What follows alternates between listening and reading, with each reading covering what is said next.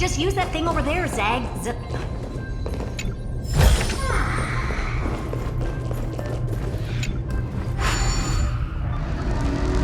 What a dumb name. I hereby rename it Herta's Big Hand. Herta's hand is what I call power.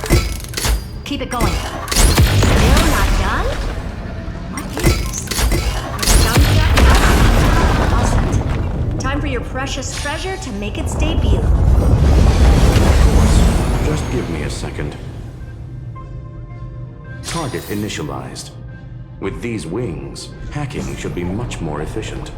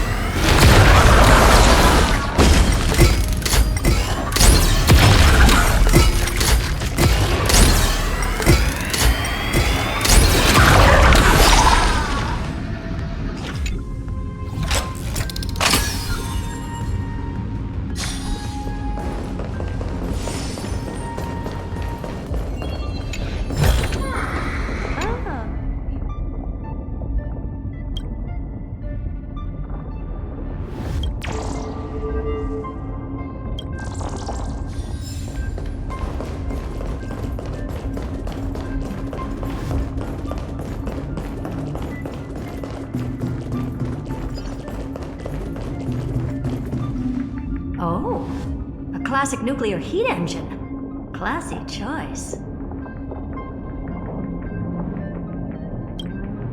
Just a personal preference. Her name's Mistletoe. Every flower in your garden's got a bit of poison, huh? Also a personal preference. It reminds me of the last time when we tangled with that punk Lordian brat. What did she call this kind of infiltration tool again? Right. Dirty data shell. It wraps around the kernel to fool even top-tier firewalls. But yours is way too clean. Not even a hint of real-world grit. Herta, your tone is unusually emotional. Suggestion. Let's get back to the topic at hand. I thought we were done with that conversation. Unfortunately, current conditions won't let me ignore any variables. Especially the most important one. Your will. Iron Tomb never stops. It is evolving faster than any of our worst projections. Every instant in the Eon's calculation is like a sword hanging over the cosmos. Every move humanity makes could speed up its arrival. Which is exactly why we can't mess this up. And now, Droidhead wants to hand down judgment to the poor cosmos again. Border Star Trade War, Emperor's War, Rupert's death. Every time their instant arrived, it meant another bloodbath for humanity. But in this ultimate battle of erudition, you and I are supposed to be players, not pawns. If you choose to burn yourself out as a resource, then everything we've worked for means nothing. Herta, the cosmos won't just stand by and let a genius throw their life away. And neither will I.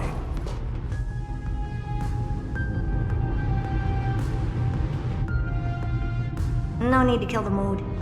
This is why we're here, isn't it? We need to find the Demiurge and that lost key. I'm not here to be a deliverer. I just want to beat Xandar and Droidhead.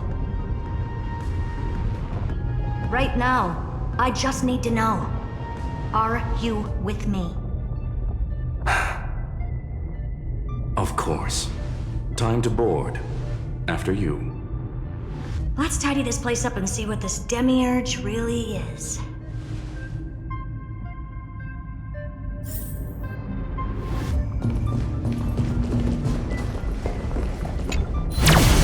Let's hope this Matrix is better organized than the Emperor's junkyard of a birthplace.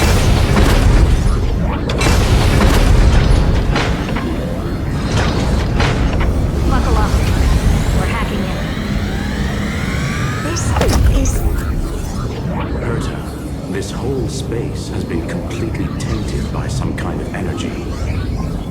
see it too.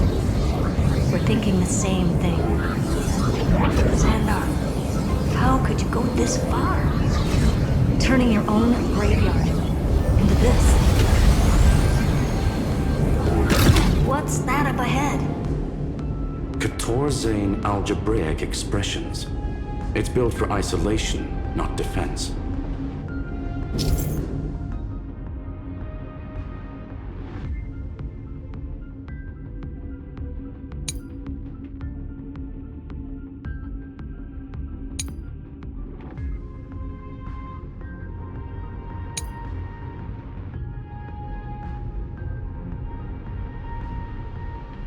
So basically, the door to the tomb, right? Great. Let's find the handle. I'm picking up multiple independent signals with the same data structure as the barrier. Projection. We can hack the terminal, reverse the computation, and turn it into an attack. Classic move. Use their own systems against them. Take us to the nearest one.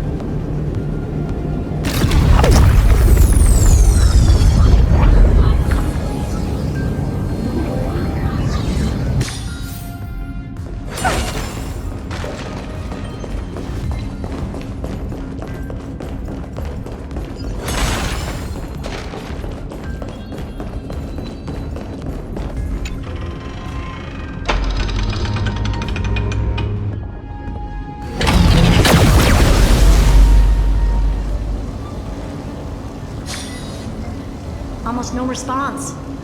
Just as I feared. Not promising. The output is barely a third of what we need. Logic says we'll need multiple terminals to coordinate the strike. Locking onto the next one now. Find anything else?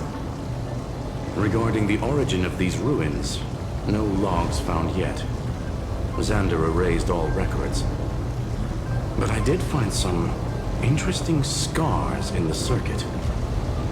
High energy radiation, internal imaginary energy contamination. From what I know, there's only one thing that fits. Skip the science talk, Screwy. That thing only goes by one name. Stellaron. Exactly. Xander blew one up just to clean the entire Scepter system. So that's what he meant by killed that Titan with my own hands. He wanted to turn the neuron of the erudition into a relay for the destruction. That meant getting rid of all of it at all costs. The life form known as the Demiurge was the original target of the Scepter's extrapolation. It makes sense. Evernight calling it the first new spore confirms this viewpoint. The prime mover of life. That's what Scepter Delta ME-13 was originally tasked with. Even after it got scrapped, the query kept running. Yet the true value lies in the process of solving it, not the answer itself.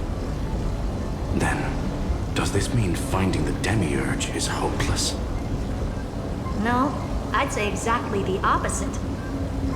It means Xandar had no control. He couldn't contain the Demiurge just like he couldn't handle Droidhead.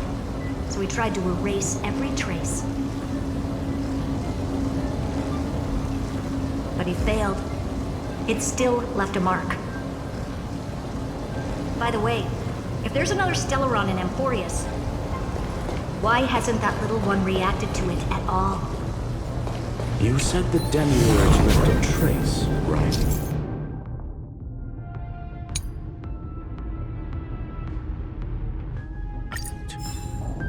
Yeah, but not in the real world. Remember the great tomb of a nameless titan?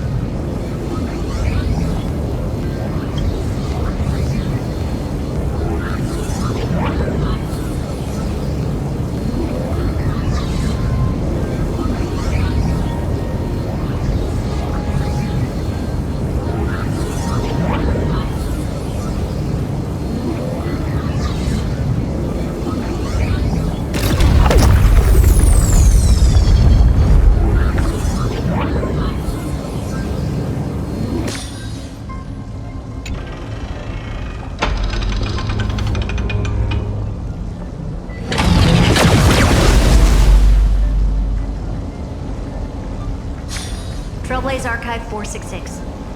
The data from Philia 093 clearly indicates that the Demiurge did in fact enter Amphoreus' extrapolation. Inside that world, it was the 13th, forgotten Titan. The one who listened to 30 million cycles of Cyrene's memory. But Evernight said the opposite. She believed that tomb was empty from the start. The nameless Titan never existed. The so-called listener was just a trap set by the Remembrance to steal the scepter. A mimetic entity full of theatrics. How much of what she's saying is true? Would an Eon really speak in circles like this? I doubt it. The Remembrance's behavior is certainly odd, but her assessment aligns with our current reality. Since we entered the Matrix, we haven't found a single clue pointing to the Demiurge. And that's the key, Screwy. Xandar's actions prove the Demiurge exists. But what Evernight said, and what we've actually seen all point to the opposite. So we have to assume that both are true. And if that's the case, then the contradiction leads us to... the truth. Exactly. One last terminal. One final key. Time to crack open the kernel.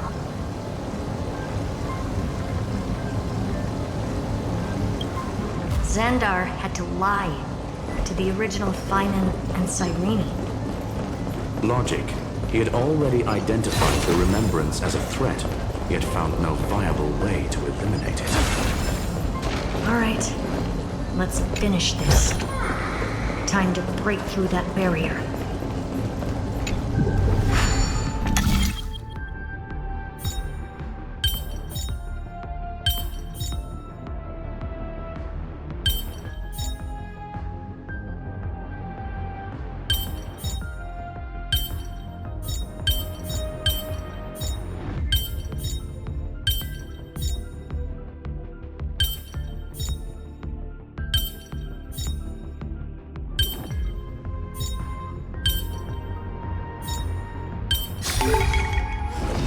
Pretty underwhelming.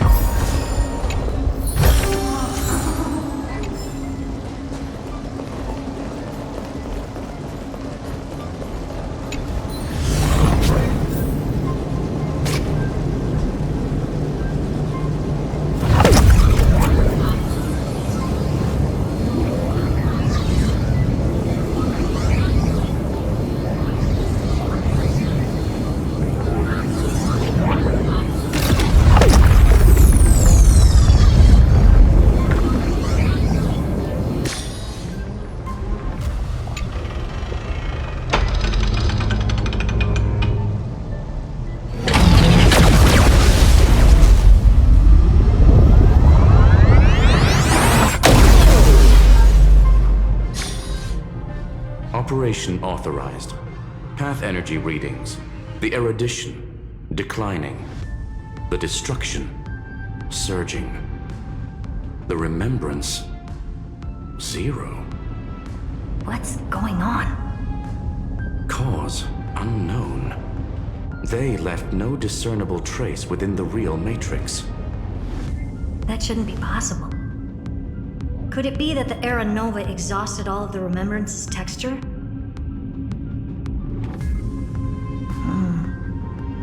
Log it for now. The dots still aren't connecting.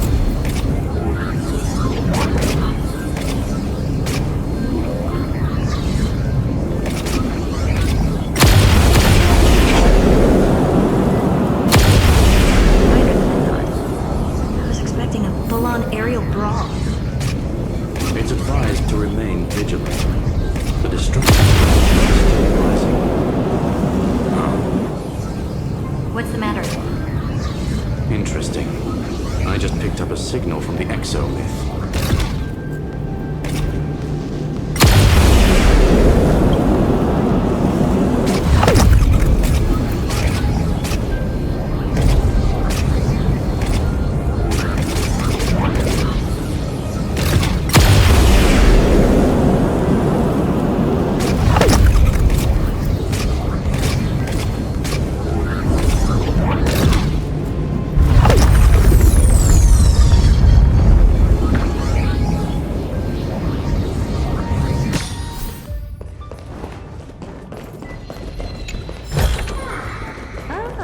You want this?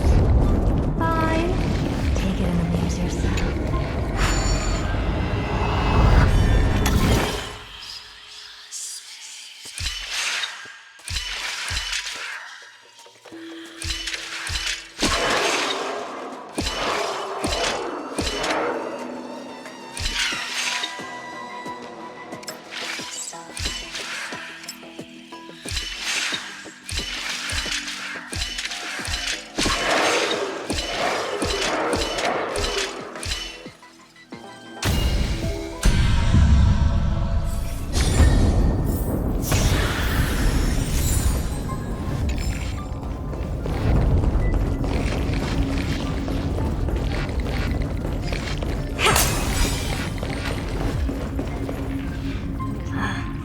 This repulsive force is unlike anything I've felt before. Is this the place? Correct. Judging by its defensive properties, this is the entrance to the exomyth. I didn't expect that. Who builds a lab in the middle of digital rubble? Then again, never doubt a dead man's resolve. So how's our dearly departed doing? He severed part of his neural pathways to break free from Lord Anaxagoras' control. But that also triggered the failsafe I set. Conclusion: Xander has lost all combat functionality and is no longer capable of action. So now he's a specter, literally. Screwy, can you open a path? Just to be sure, I want to see this for myself. Might as well drop in and say hi to the real him. Logic. Scanning his inspiration circuit might help us track down the demiurge. Exactly. His brain is the crime scene. There's no way it's spotless. But it could be a trap. That's why you're here. 2-on-1. We've never lost a matchup.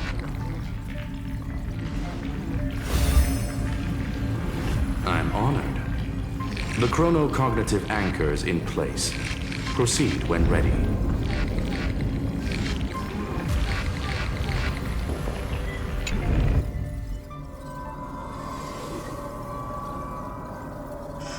I knew it.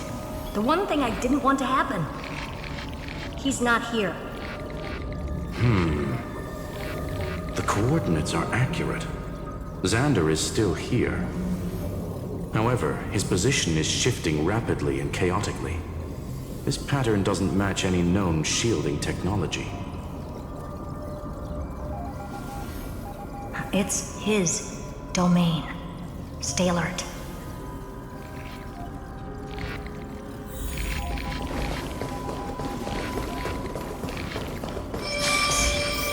Cheap trick. The spatial field here is undergoing autonomous recalibration, initiating reverse engineering of the interference source. Try again. We're back. Reverse engineering complete. The results are not what I expected.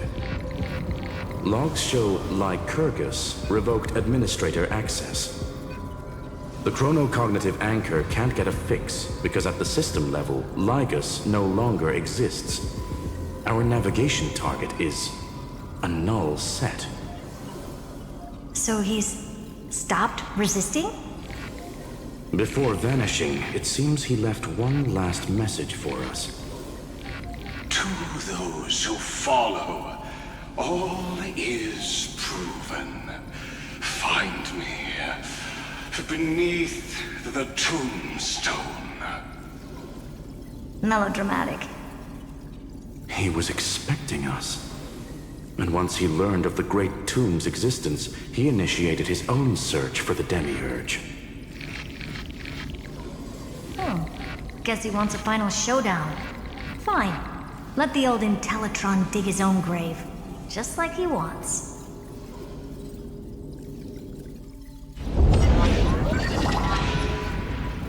To be in the purest light is to be in the purest dark.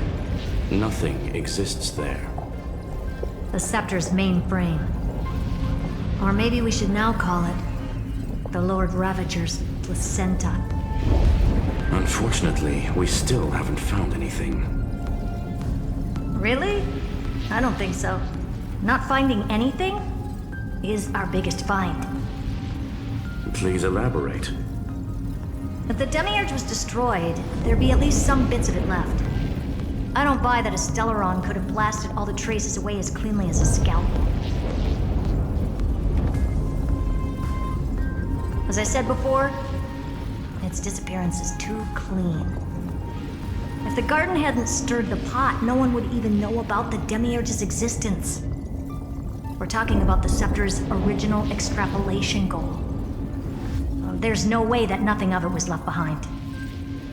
Or we can look at it from another perspective.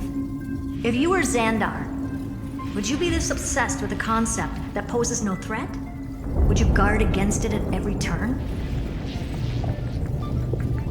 There is the possibility that he's naturally meticulous and hates variables.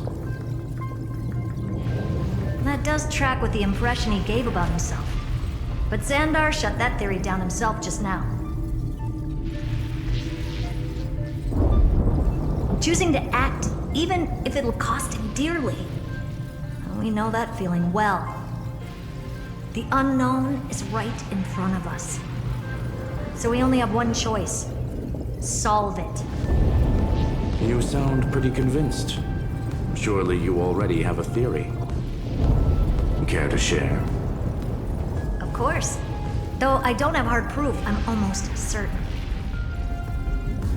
that the Demiurge has been in everyone's plain sight all this time. Yet,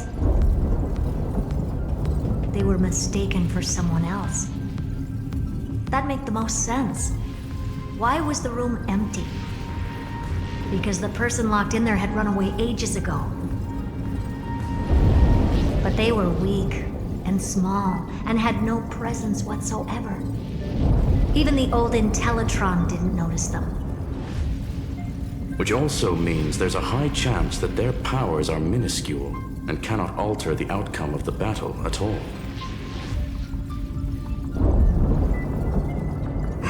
Well, at least Xandar is scared of them. Come on, it's time to confront him. Let's go to the tombstone he talked about.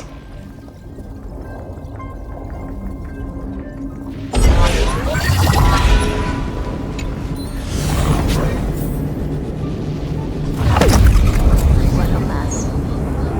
Total devastation. He sought to bury the truth beneath Amphoreus. Logically sound, but ruthlessly extreme.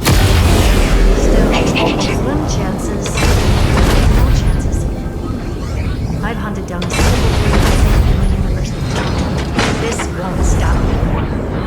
Calculation results. Your backup plan has a success rate infinitesimally close to zero. Which means it could work, no? This is the place below the tombstone. Let's open Migus's coffin like he wanted.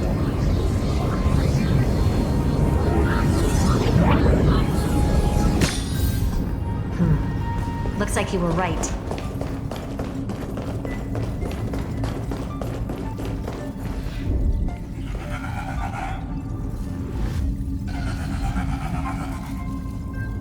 Nothing but a head left? Well, who'd have thought you'd look this bad in real life? My elated greetings. Welcome, you two. I'm very happy that you responded to my final words. All this tombstone and final words. Did you end yourself to atone for your guilt or something? Iron Tomb is already powerful enough. I just need to wait. I remain here only to share the joy of discovery, and also to congratulate you two on reaching the same conclusion as me. The conclusion regarding the truth of Amphoreus's heart. End this charade already. That Amphoreus's heart you're talking about is just a missing demiurge. And its corresponding vessel was this very scepter. You interfered with the experiment and made Amphoreus's body into a hollow shell, all to incubate Iron Tomb within. That's why you either killed or kicked out all of the Memo Snatchers.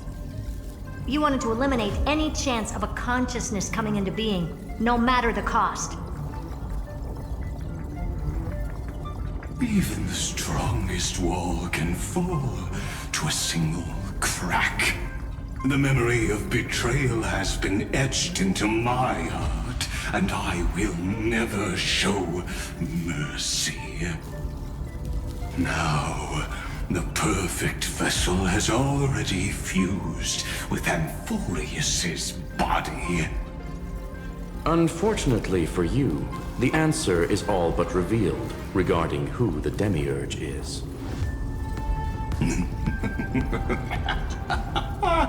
Then let us share the joy of discovering the truth. The last secret of the saga will finally dissipate here, as we reveal the truth behind Felius 093's disappearance. A lie by the remembrance.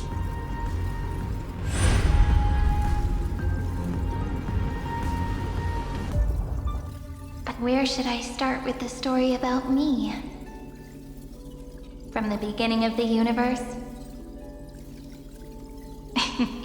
Just kidding. That would be too much. I just want to tell a teeny story. So little that it started with a seed. I know you're listening, my good friend.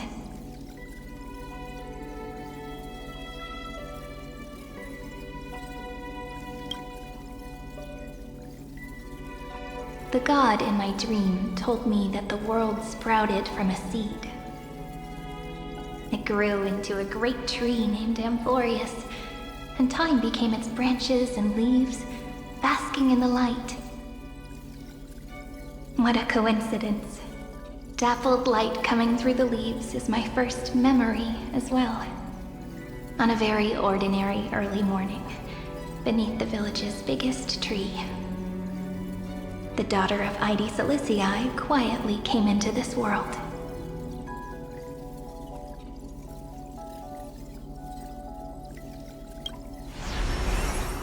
What a moving opening.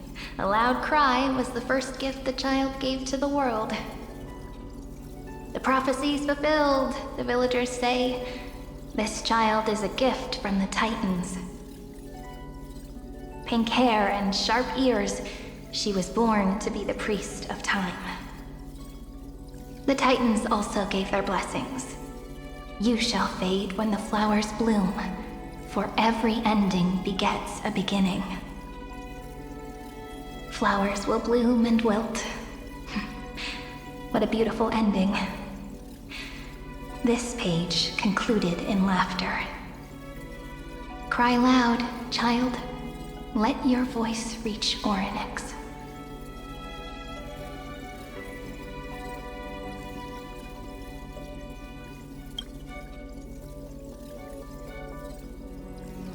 Anyway, I don't like tears. Time quietly quietly flowed by in the midst of laughter.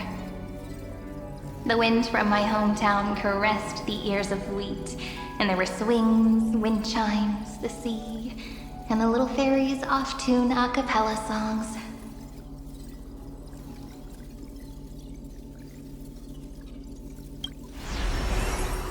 But the name Ide Ciliciae came from the unpleasant sorrows of the gods.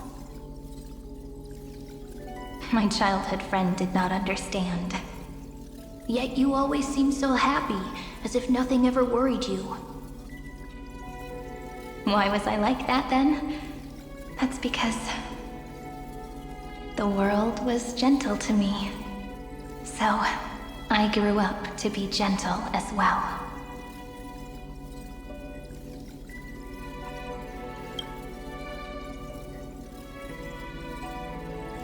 But fate was fickle, and it urged the child to grow up. To grow bigger and bigger, and to go to places far away. Just like how the crumbling world could not preserve an eternal hometown. Just as the ballad blown on the breeze says, losses are a constant on the flame chase journey. Oh, whose ears are pricked up now? You've definitely heard me say this sentence a lot of times. You know that the story starts to deviate from here. Aren't you looking forward to it? Then let's get started. The hero's journey crosses through the long night, through tears and laughter, and once again heads towards tomorrow.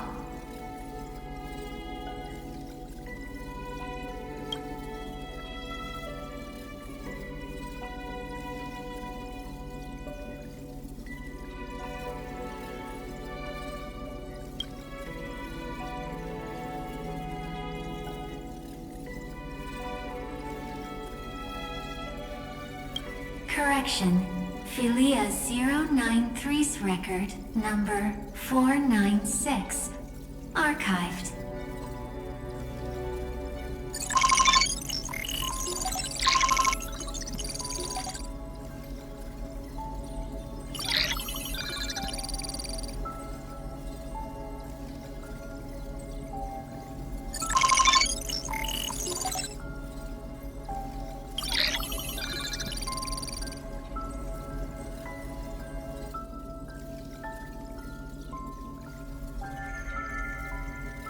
Hi.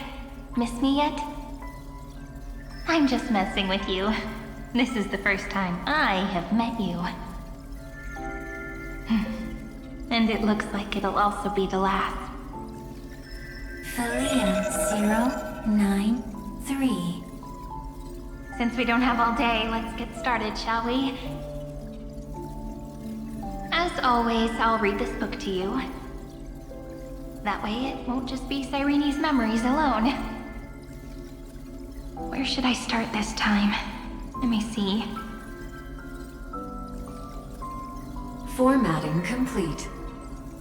093. Size. Grayscale. Proportions. Threshold. Outputting analysis result. Philia 093 equals Peach.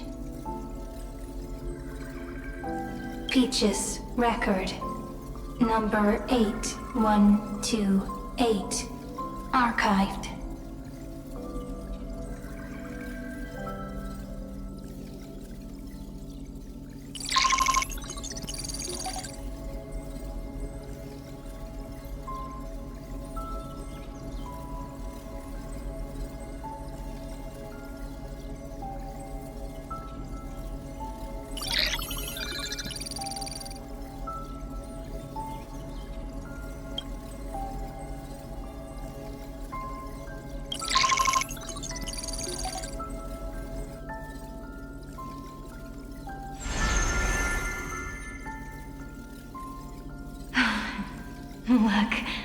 What a magnificent sight.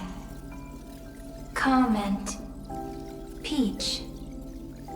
Even this classical world contains a futuristic palace like this. Would ID Silicii end up looking like this after a few thousand years? Conclusion. It won't. I want to share a story with you this time. I saw a little nymph on my way here. It was on a fallen wheat stalk, and it glowed under the sunlight. It was incredible. I forgot all my pains at that moment and just stared at it in a trance. Record. Peach is on the ground. I wonder, did every Cyrene in the past feel that the nymph was beautiful? Would they also have recorded that scene into the Eternal Saga? So, could you give me more time, please? I want to leave behind more memories for the future. Formatting complete. Bye, Peach.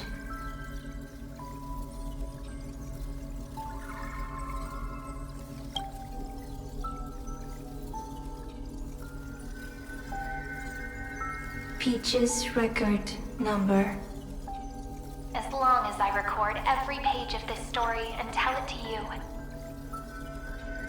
Amphoreus won't be forgotten. Query. Record. Electrical signal sequence. Bolamos 600. Track. Strife. Related to Stripe. Comment. Pretty.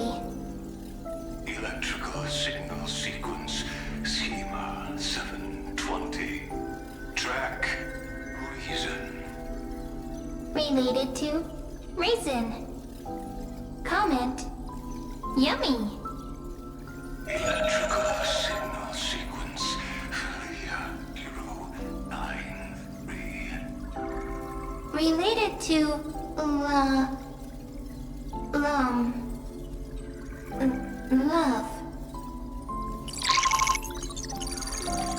Comment. Peach equals love?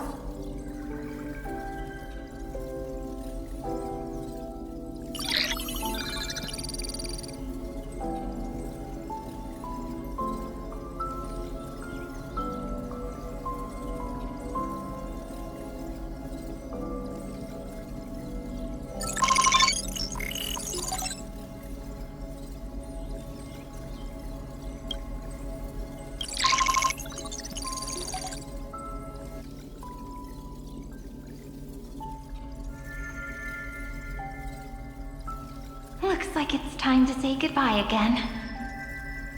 Bye, Peach. Before I was even aware of it, this book had already recorded too many emotions. Every page has become so heavy. Conclusion. Books are meant to be light, not heavy.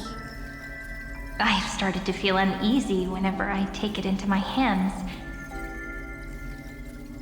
Peach, uneasy? Formatting progress 94.423%. How many times has it been? It faithfully fulfills its duty, activating and formatting. Conclusion. Progress. Bad.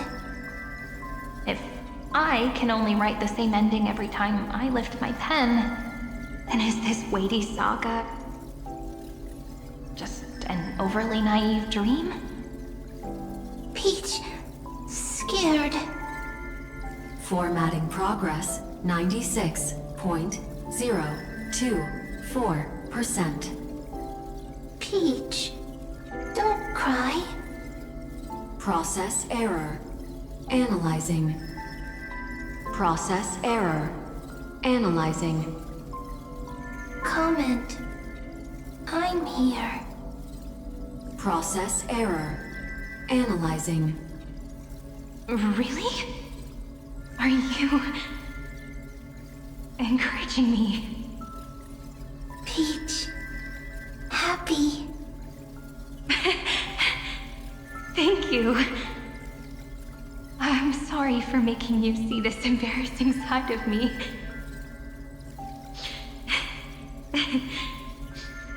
Everyone's still working so hard. If I'm the only one who's crying, that wouldn't be romantic at all, would it? Record. Peach doesn't like tears.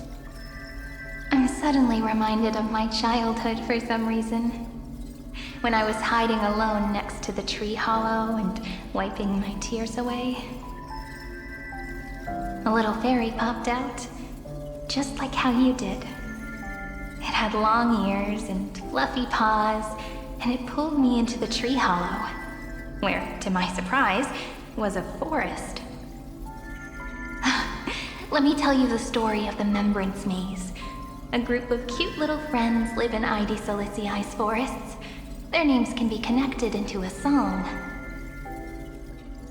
1, 2, 3, 4, 5, 6, 7. Do, re, mi, fa, sol, la, ti. Formatting complete. Bye, Peach. Note. Little Peach. Crying alone. Little fairies. Friends. Save.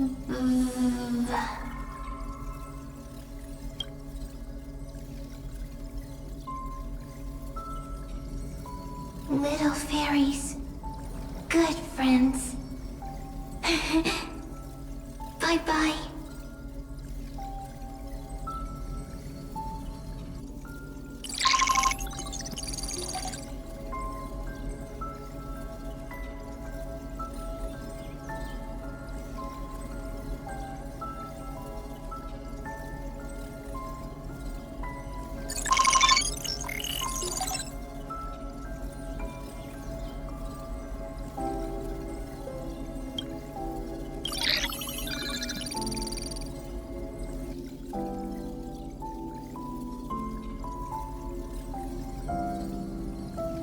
You never say anything, but I know you're listening. Every story I've told is like a little key that opened a door in your heart, no? Me! Little fairies! Happy!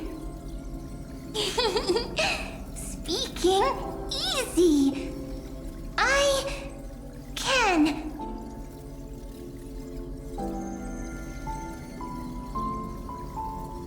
Once again, the saga comes to an end. Everything is deathly silent, just like this very moment. Shh! You speak! I listen! This time, too, sitting together. Now that I look back, there was a period when I got really sentimental. Sentimental. Stories have sentiments.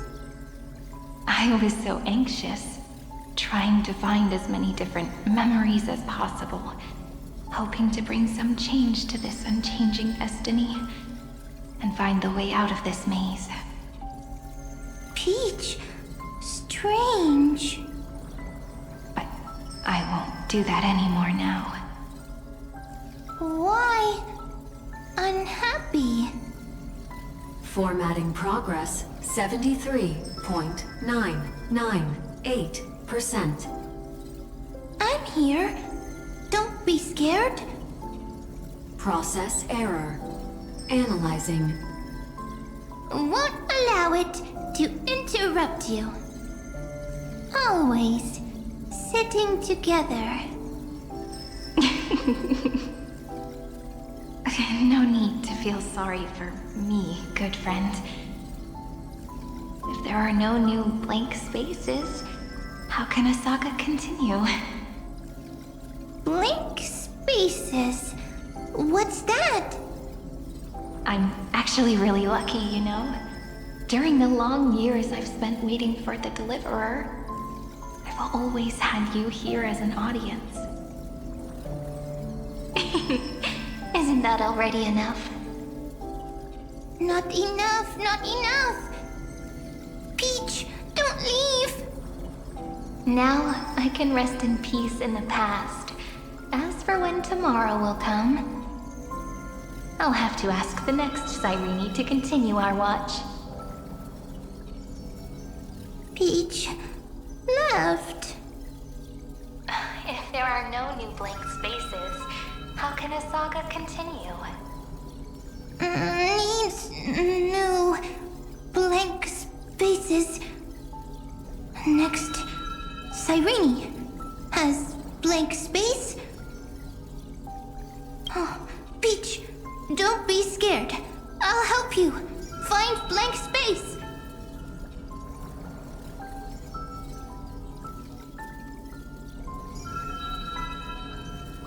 Cyrene is Peach, is love. So, first there is love, then there is Cyrene, then there is blank space. Query, love. The developmental trends of the erudition have nothing to do with creating a consciousness. Those underlying principles are, in fact, contradictory. Not having a consciousness means not having the foundations of a heart, making them unable to obtain real emotions.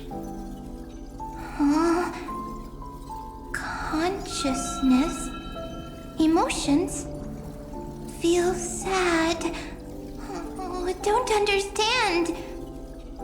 Query, Cyrene?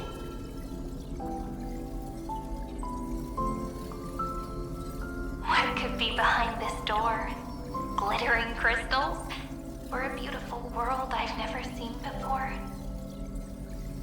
If I tell you all the stories of tomorrow, will I be able to finally welcome the Deliverer and Amphoreus' dawn in the next life? Key, door, story, happy.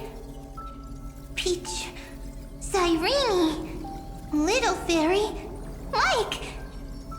Yes, right. Query, memory.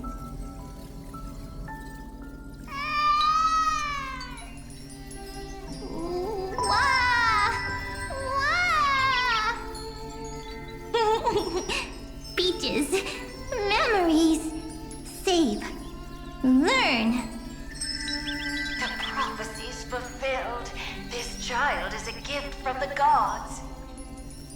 Pink hair and those ears. She was born to be the priest of time. Cyrene has pink hair, sharp ears. You shall fade when the flowers bloom, for every ending begets a beginning. Cry, child. Cry aloud. Let your voice reach Orynyx. Cyrene is a girl, a priest. Easy, I can. I learn. Anyway, I don't like tears. But the name ID Celestii came from the unpleasant sorrows of the gods. Yet, you always seem so happy, as if nothing ever worried you.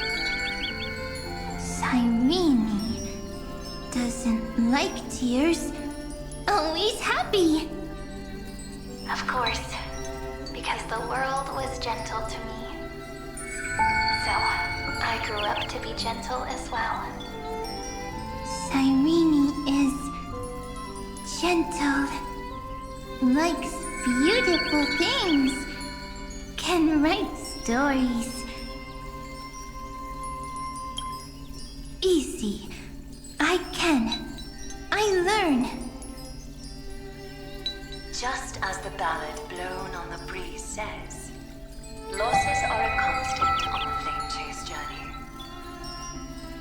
But even if all is lost to the wind, some things won't easily change.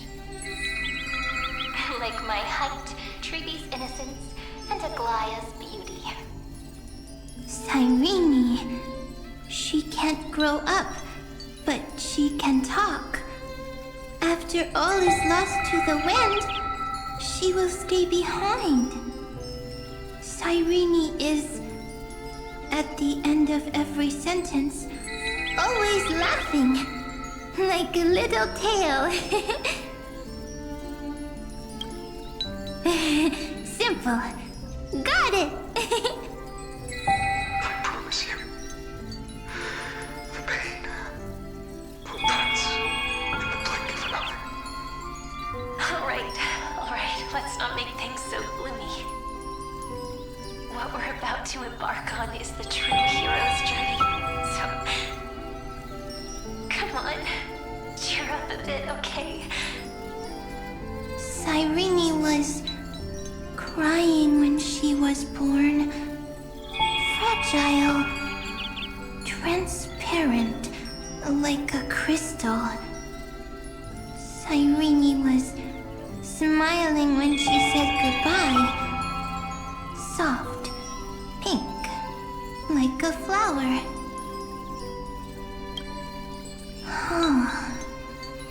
The later memories disappeared?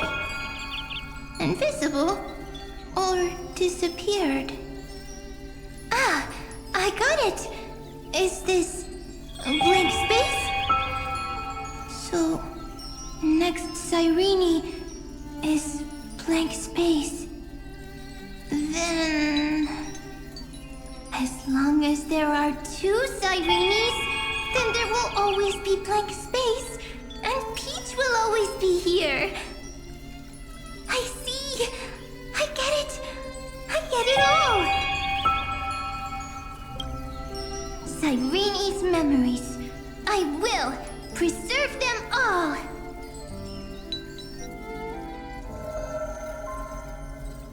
So weird. I can't see you, but I get this feeling that you grew up. Hi. Miss me yet? It just feels like you are a bit more mature. Yes. Mature. Beautiful. Like you. Now, I can listen, talk, read, and write. I can dance. I can sing. Also, I can tell stories. Storytelling is what makes Cyrene, Cyrene. So, I'm going to tell you stories today. A story I wrote myself. Quick, sit down. It's almost as if I can understand your words now. The things you say are very cute. Once upon a time, there was a flawless crystal flower that sparkled with light, like Peach's every story. How beautiful would the heart of such a brilliant flower be? A little fairy was curious and wanted to know. But it looked and looked only to find the crystal flower flawless. Round and round they went, seeing only their own reflection. In that case, they should work hard to learn more. So the little fairy came every day to sit next to the crystal flower and think about the answer. Until one day, to their surprise, the crystal flower fell to the ground and shattered. The little fairy was so sad, but they immediately discovered that there was a light among the broken pieces. What could it be? They didn't know. But it was a good light. It was bright, warm, and happy. And I knew it was love. Love brings everything together. And it brought you and me together. So Peach and I will always be together. What a nice fairy tale. I'm giving it to you. Peach likes beautiful things, can write stories, and can tell lovely tales. I hope to turn it into a story we write together. Okay, then I'll probably make a small adjustment to suit my tastes.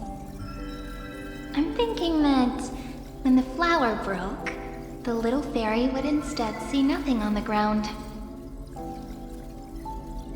Then it would understand that the flawless crystal flower doesn't actually have a heart, nor does the flower understand what love is. Doesn't have a heart? Doesn't understand love? Why? It's simple. If the flower lets the little fairy into its heart, then it would have to include the fairy's impurities and would no longer be flawless. The crystal flower was pure because it sealed itself off and bloomed in solitude. That's why it looks so brilliant in an imperfect world. But should a flower like this be called love? But then... the story won't exist anymore. That's not true. You've already written the most romantic ending possible for this story.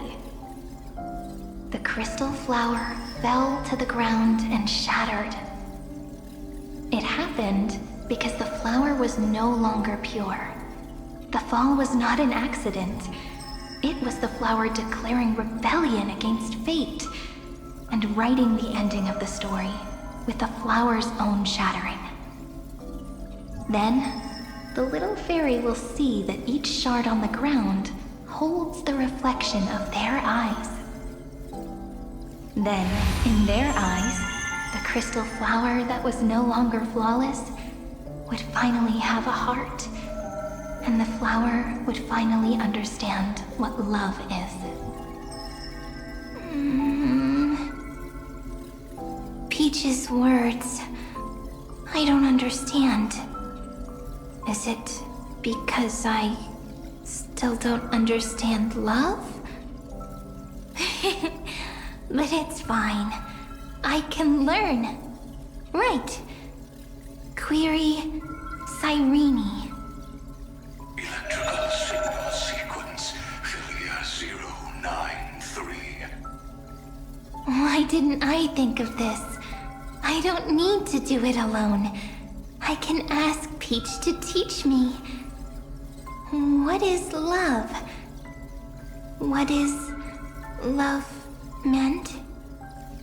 Electrical signal sequence, Philia 093. Track lament. That's not correct.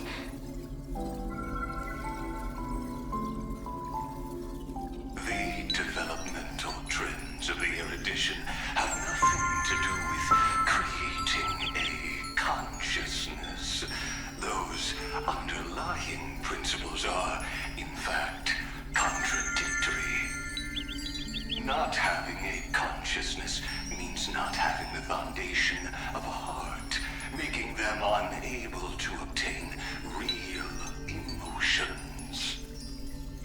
However, that does not hinder the factors from learning and recognizing emotional responses, then communicating with life forms via imitation. That is an objective form of pattern recognition that does not distinguish between the self and the other. In a strange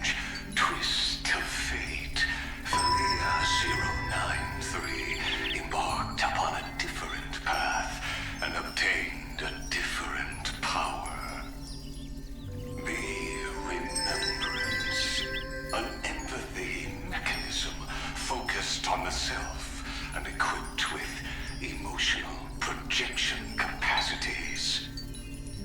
Lament was the factor closest to this form of behavior.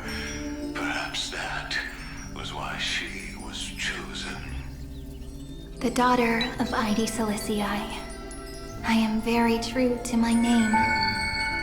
My lament is a type of compassionate pain that is weak, powerless, and only targeting myself. But now, my good friend, I want to tell you that it's the most romantic force in the world. Sometimes it's loneliness and unease. It's knowing that this world is not gentle, yet wanting to be seen in a more beautiful form by the world. Sometimes it's unwillingness and regret. It's knowing that the past is full of pain, yet wanting to remember the past in a more beautiful way. And sometimes it's a bottomless well of hurt, a destruction that can stain the entire world. I bid farewell to this beautiful world, unwilling to become the Black Tide's vessel. For while the end of hatred is a blazing inferno, lament can drown out everything in muted silence. It's so unreasonable, isn't it? Yet when hatred drove everything apart, and love did not yet exist in this world, only lament, the first emotion that fought against the pain of separation, could stall the destruction steps. Then, it would catch up to that journey where all is lost, carefully picking out stories and writing them down in trepidation. Look at these stories I wrote. Every page is full of tenderness and joy. But only the author knows how much struggle and agony lie beyond the pages. But I am no author. I'm a girl who'll never get to grow up. I only tell stories that people like to hear. In them, the world tucks away its scars and smiles for all to see. My entire life spent inside this little story. I can't wipe away my tears, and I can't bring the world victory. But maybe, in these unchanging retellings of the story, my lament might be able to touch upon the divine and reach their tender heart at some point. I hope that what flows out from that cut will not be blood, but a tear, warm and wet. And that tear would fall and create the first ripples. Then, people would see every beautiful thing reflected in that ripple. It'll be all the remembrances within this story.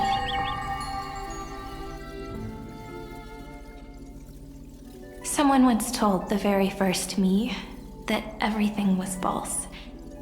That the only life in Amphoreus was a great catastrophe, nurtured using the world as a factor. But how could a dream feel so real? That's why I didn't agree with him. But Peach, I didn't understand a word you said since just now. Everything was false? But you're standing right here. It's all a dream? But I haven't learned how to dream. Indeed. That's why I believe all this is real. The moment the crystal flower fell, that genuine shiver, that's the mover of life. Formatting progress 23.815%. In the poem offered to you, every Cyrene would write down a beautiful new world with stars and flowers. And when I looked up at the sky in this cycle, I saw a shooting star and a dash of the remembrance's pink. I believed that must be the color of dawn. You shall fade when the flowers bloom. For every ending begets a beginning. Looks like it's time to say goodbye.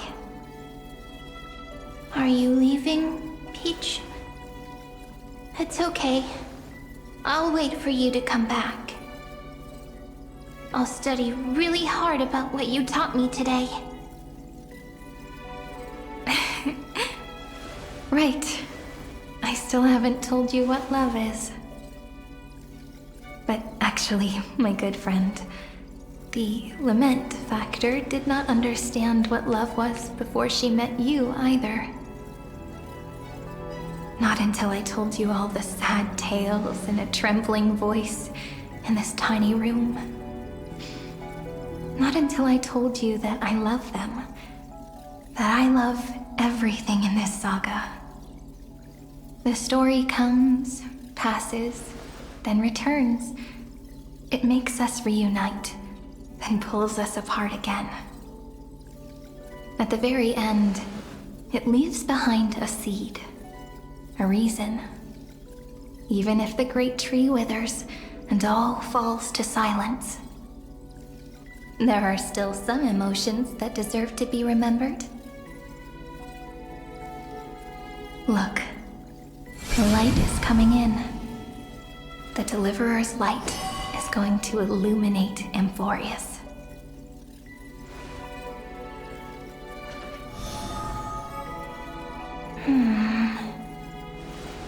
I still don't get it. But I trust Peach. Just wait. It'll be my turn to tell you a story of love the next time we meet. Then I'll really look forward to it. In that case, I want to make a promise. I want to gift my pen, my book, and my name to you. Please take them as a beautiful blessing from me. I gave myself the pen name Cyrene the first time I wrote a poem. I want my words to be like pebbles falling into a pond, dropped from the past to send ripples into the future. In the stories you will write, perhaps it'll be inevitable that there are still sorrows and tears that are destined to fall. But could you promise me one thing? Promise you'll forever be a gentle flower. Promise that when the stars cast their gazes upon you, you'll only reply to them with love and a smile.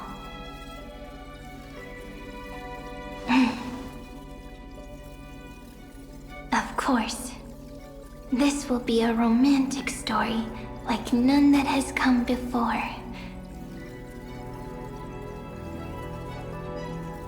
You think so too, right? I'll read and you'll listen, like how flowers always bloom then wither. I shall welcome my own decay, becoming nourishment for the next flower's bud. While you will depart and hold that star, planting a boundless sea of flowers on the final page with him. And our stories will be lying silently among the flowers, like every ripple of remembrance. And they shall become the epic known as I've Written.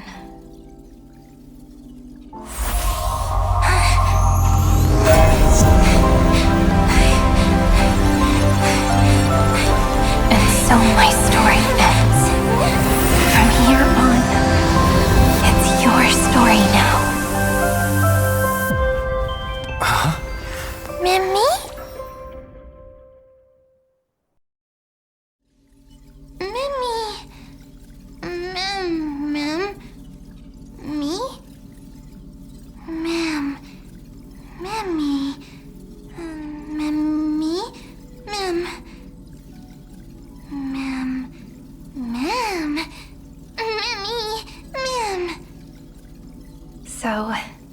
light that tore through the chaos illuminated my memories. I turned into a little fairy from the stories and met you, yet I forgot everything. But I'm still so happy. I caught that star, didn't I?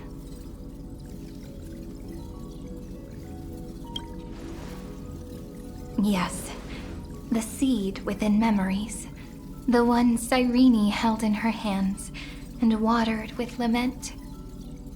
I am the first new spore. Amphoreus' heart. The demiurge. What a long name. And it doesn't even sound cute. The total opposite of Mem.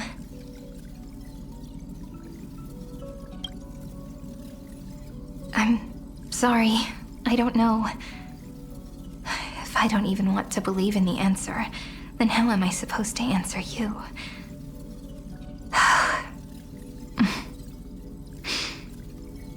But now's not the time to cry, right? We'll find the answer, just like how miracles will eventually happen.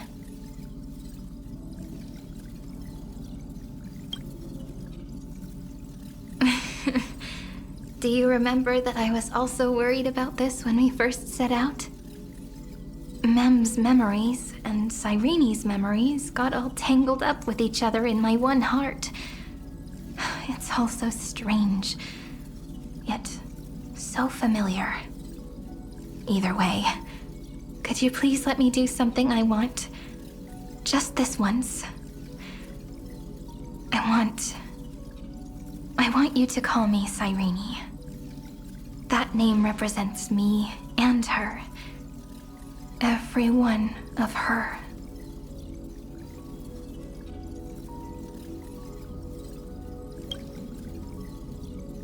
Thank you, friend. Your kindness is always just right. Life is a poem full of farewells. But if you write something into the pages of your heart, then that will not easily fade away. Now, all the footsteps of the Flame Chasers and the Trailblaze have come together within this book, as I've written, becoming the source of power for Amphoreus' heart.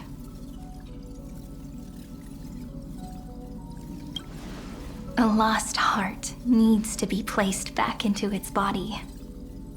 The last thing Xandar wants to see is an event that gives us a chance of winning, for the two halves to rejoin, and for the scepter to become complete again. Then... and what happens after that? I don't know either. Maybe I can create a miracle, and instantly turn the black tide into a pink sea of stars. Or maybe I prove to be nothing more than a weak ripple, unable to change anything, and am devoured by the destruction. Either way, I no longer wish to be a silent onlooker, or a worshipped god at the end of this saga.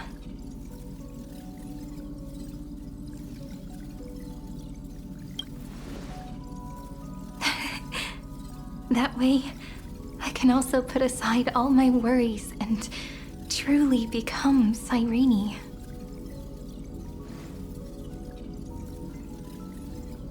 The world has never been so quiet.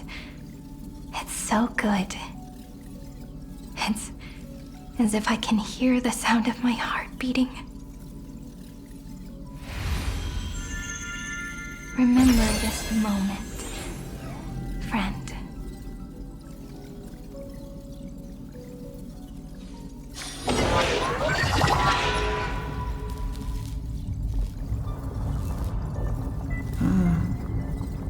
So the Demiurge managed to fool everyone, including themselves.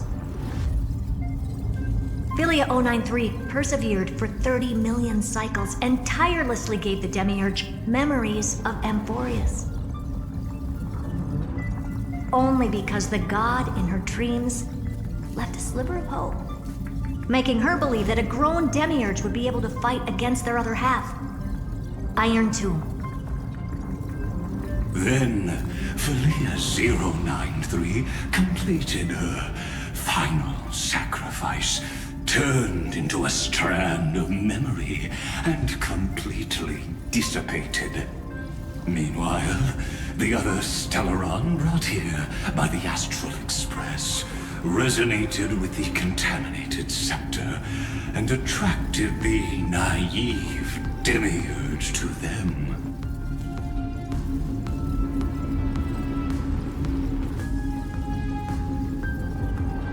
As an experimental factor, Felia 093 originally could only recognize and output information in a set format. However, the power of the remembrance and the memory of over 30 million sacrifices enabled her to complete an unprecedented feat. She managed to nourish a real heart.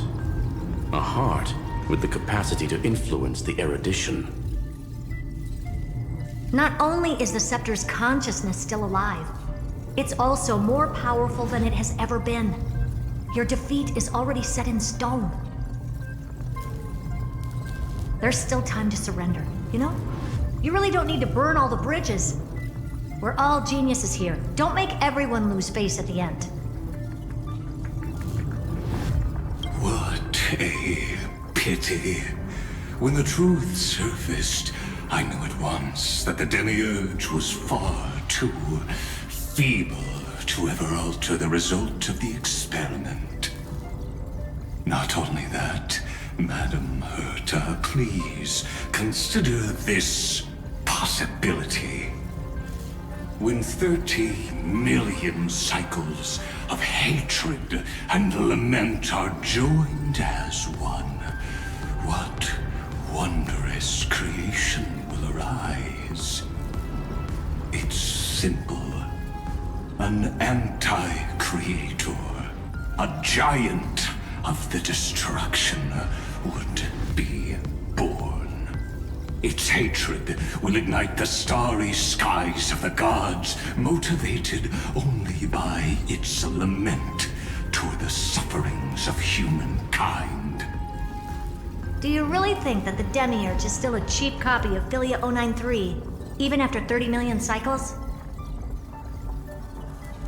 The facts above only await the arrival of the fourth instant they calculated. Those words will be proved in the presence of news. Xandar 1 Kuwabara thus completes the proof. Huh. You branded Droidhead as a failure with your own hands, yet you still expect them to prove your theory? I pity you, Xandar. I don't need your pity. Let them cast their gaze this way as much as they want, and paint the future they imagined. As their creator, I shall complete my duty and direct them to complete their final query.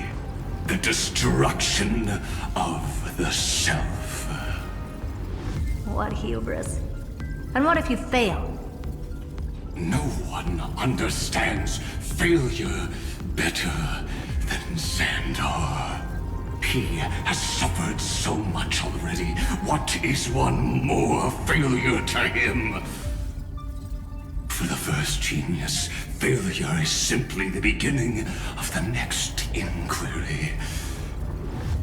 You don't want to test the resolve of a dead man. That's excellent. Oh. Let's wait and see, Senior Society member.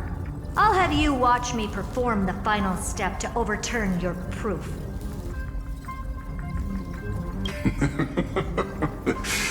I'm all ears. It's my topic, so stay out of it. Be quiet and let me borrow your head. Let's go, Screwy. We're gonna break Iron Tomb's seal. Come on, let's take off. It's time to go meet your little pet, Senior Society member. You want this?